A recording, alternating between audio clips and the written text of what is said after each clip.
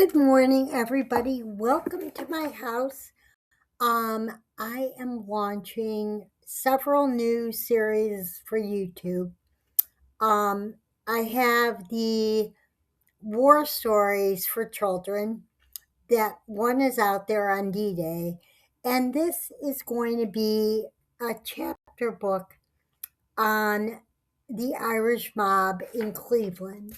So enjoy. It's different from a lot, so just enjoy. And I'm going to read it to you. Eventually, I will get a professional voice to record these, um, but I'm kind of broke right now, so I have to wait until I get paid to do that. So, welcome.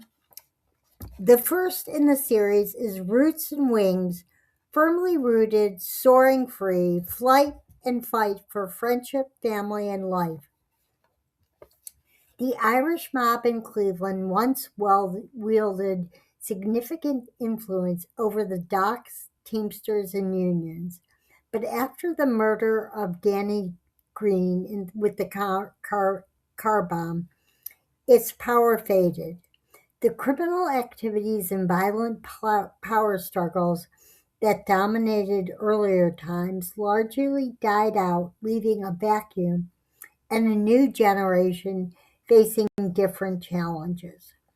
This story is not about the typical mafia tales of helpless women and violent mob bosses.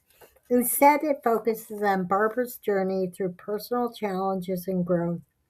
Rather than dwell on killing or kidnapping, the story highlights resilience, relationships, and building a life amid complicated circumstances. It explores the strength found in friendship, love, and personal determination.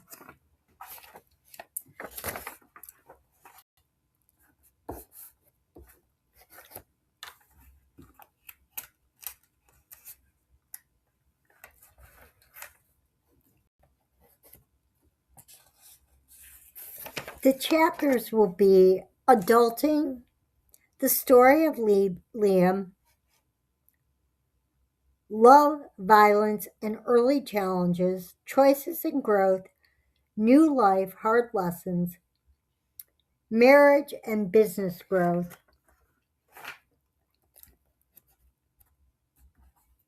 Tulsa and new beginnings, setbacks and strength, forging a new path, another journey and fun, loss and the toughest Christmas ever, fight for every breath and for democracy, the hospital battle, and the final days. Chapter 1, Adulting. In May 1983, Barbara graduated from Purdue. She went home to the Pink House in Fairview Park, Ohio. It was hard. She had freedom, friends, and a life. Now she was home and back to the rules and restrictions. Her mother was a very strict Catholic woman with Polish values and standards. She had no job and no life. She needed a job and an apartment. Her dad's Republican political connections got her a job at the Board of Elections in Cuyahoga County. She went to work for the big haired lady, Jimmy's mom, and she was a great boss. She mostly stayed out of trouble too. In September, Barbara got her first real job at CNS as a reporter for a trade publication. Ken Krish hired her, and during her interview, she learned he was playing the piano in the chapel at Kent State during the riots. Her dad had been driving home from Ravenna during those. She remembered him well. She was sold on Ken and the job. She met Susan, and she became another lifelong friend.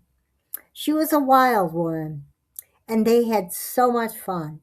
The job was great. The people were great, but unfortunately, it was a startup with minimal cash and paychecks bouncing just didn't work for Barbara. Barbara stayed started dating Kenny again. He was a long haired biker hippie with a 2-year-old daughter, a house, a bike, and a total wild streak. Barbara loved it. She moved out to an apartment above Rose's drugstore on Madison Avenue and West Boulevard. In September of 1983, she started grad school for her MBA at Cleveland State. It was a lot, but it was amazing. She had wild sex and was truly having the time of her life. She didn't have a car. She had a bike, though. She took buses and the rapid. She rode home for lunch to the Pink House on the weekend. Barbara also realized that Kenny had a violent streak and he could be abusive. She'd never experienced that before. Unfortunately, Barbara didn't run from it. Life went on.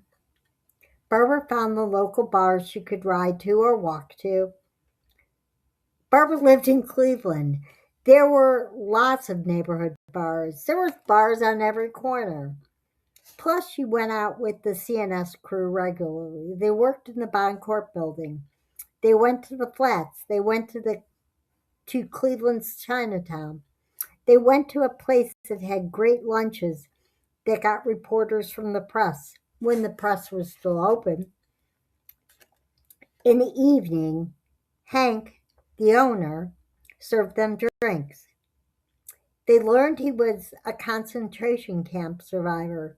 He put 3 kids through college and beyond. They were strippers. It didn't faze Barbara and Susan. It was just fun. One night, Kenny wasn't around. She was caught up on schoolwork, and going out seemed like an excellent idea. She walked to the Irish American Club.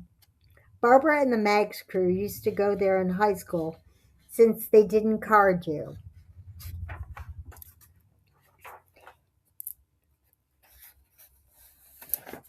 and it was cheap and close by. It seemed like a great cheap place to hang out on a Wednesday night. Maybe Eddie or Jimmy would be there. They were not, so Barbara found a spot and ordered a Guinness and a shot of Jameson's. She went to pay, but the bartender motioned that a young man sitting close to her had paid.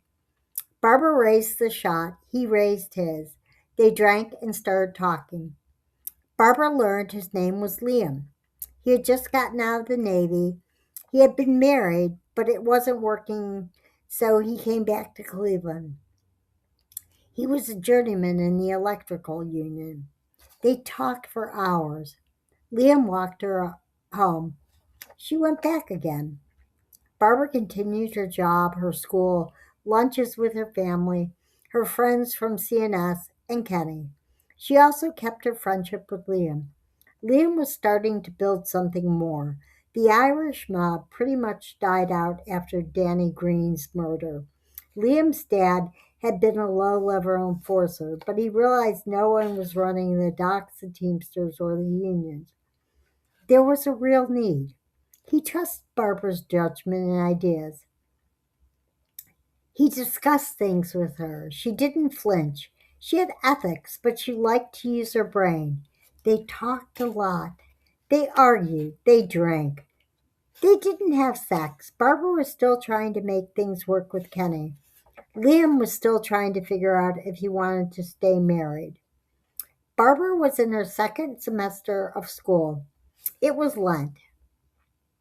She met Liam at the Irish American Club for a Friday first fish fry. They drank and enjoyed the food together. He walked her home as usual, but Kenny was there. He hit her, but Liam stopped any more violence. It was bad, but she was safe. Barbara realized that she needed to make a choice. Unfortunately, she made a bad one and chose Kenny. Barbara lost touch of Liam. She finally gave up on CNS and got a job at Society Bank. The job was wild, dealing with lots of cash. She grew to hate money. It was smelly and dirty. She moved to a new place above a bar on West 101st Street and got a dog. Plus, she got pregnant. Crazy. Her mom was a very strict Catholic, so she was scared to tell her. She left a note in the bathroom to let her mom and dad know. It didn't go well. She got the phone call from her mother, who realized and found the note when they got home from visiting Karen, Barbara's sister. She called her every name in the book. It was horrible, but life went on. She didn't talk to her again until after Matthew was born. She walked the bus, she stayed away from Kenny, and in November she realized she had to tell work. She had stayed very small, but the baby was growing well. She didn't have a car, but she was doing all right. She knew she didn't want to marry Kenny. She was going to do it on her own. Barbara had made a choice to have the baby, but having that choice made her change her overall view on abortion. She had always been pro life. Now she realized she was pro choice. Barbara kept in touch with her CNS friends and her high school friends. In fact, Kathy was her coach. She liked her place. She and Kenny were no longer together, but the violence was still there. He also stole cash from her. She didn't have much, and she wanted to give the baby the best she could. Barbara walked everywhere. She caught a bus to work. She also spent time with Kenny's sister and niece and nephews. Life was not bad, but it was tough. She got her MBA. Her mom and dad were proud of her for that, just not her pregnancy. Her friends had an amazing shower for her. Her mom and dad actually sent her a beautiful stroller.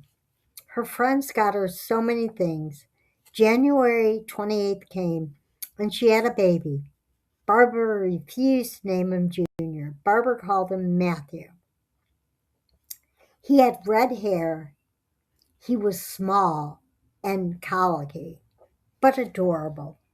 Barbara went back to work quickly. Kenny stopped by occasionally to check in, but he never changed a diaper. Barbara breastfed until it became awkward to pump. She bought a car and started fixing ATMs after hours. Kenny got chicken pox at 6 weeks old. Joyce, Kathy and Joe, Susan, and Vicky stopped over often. Artos, her dog, grew bigger. He was a handsome hound dog. He loved Matthew and protected him fiercely. Matthew and Barbara started going to the bar downstairs. Barbara got to eat and have a beer. Kenny's sister would meet her often. They got to be very good friends. Kenny's other sister, Bev, came to watch Matthew. Barbara bought a car. Then one night she went downstairs for a beer. Liam was there with several very large men. It was a very pleasant shock. They embraced and fell back into an easy rhythm. She met his friends or bodyguards. Most were former military. Some were career cops. Others were musicians. It was a unique combination. It was unreal how quickly they rebonded. They fell back into an easy rhythm and friendship. But it went further this time. Liam had gotten his divorce. Barbara had Matthew, but she had moved on. Unfortunately, Kenny had not let her go completely. He stalked and threatened her when he felt like it. Liam's illicit enterprise was growing. He had the docks, the teamsters, the unions. Barbara had ethics, but still it fascinated her. She saw so much potential in his business, but she also saw more ways to launder money and more legitimate enterprises to invest in. They fell back into their relationship, but decided to start taking things farther. Liam was great with Matthew and came to dinner often. Liam had a compound on West Boulevard. Barbara continued growing in opportunities at the bank. She and Liam kissed gently and were thinking of moving to the next step. Then she had a great opportunity in Toledo. Professionally, it was spectacular, a chance, but it meant leaving her mom, dad, and Liam. She decided to give it a try. She also put more distance between her and Kenny. She did well, wrote a manual on credit cards. It was a good opportunity for both learning and growth. She had her manual rabbit. She learned how to drive it. Matthew started kindergarten. The bank merged with Ameritrust, and that brought another job back in Cleveland. Barbara's mother was diagnosed with cancer, and she was going home was ideal.